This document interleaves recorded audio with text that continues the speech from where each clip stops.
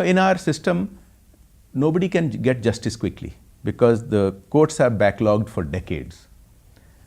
Even for criminal cases, courts are backlogged for decades. I think the focus is more on Supreme Court, High Courts, when the backlog is really at the district and... no, backlog is there everywhere. Yeah. Even if you go to the Supreme Court, you will see that cases are disposed of in 10-15 seconds. And even those which are heard just for several minutes only. That's not how Supreme Courts ought to operate. In proper democracy, Supreme Court really ought to focus on constitutional issues and give proper time to it. These cases ought to be handled at High Court level and at District Court level.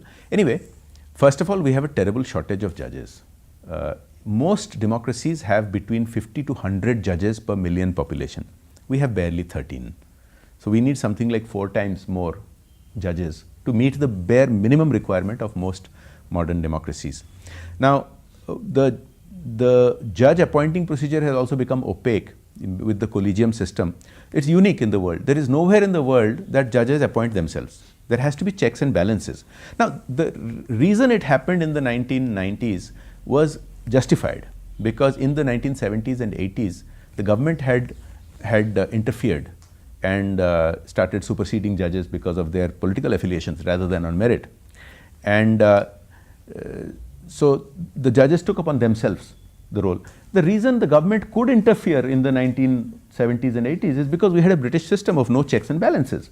Now, all modern democracies, including Britain itself, have changed into checks and balances.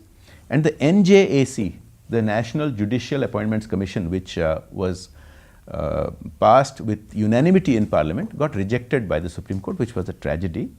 I think the new government should once again build a consensus and repass the NJAC, because the NJAC still gives enough clout to the judges. If you look at the composition of the NJAC, the judges have the ability to veto any imposition of some aligned judge to one party or another.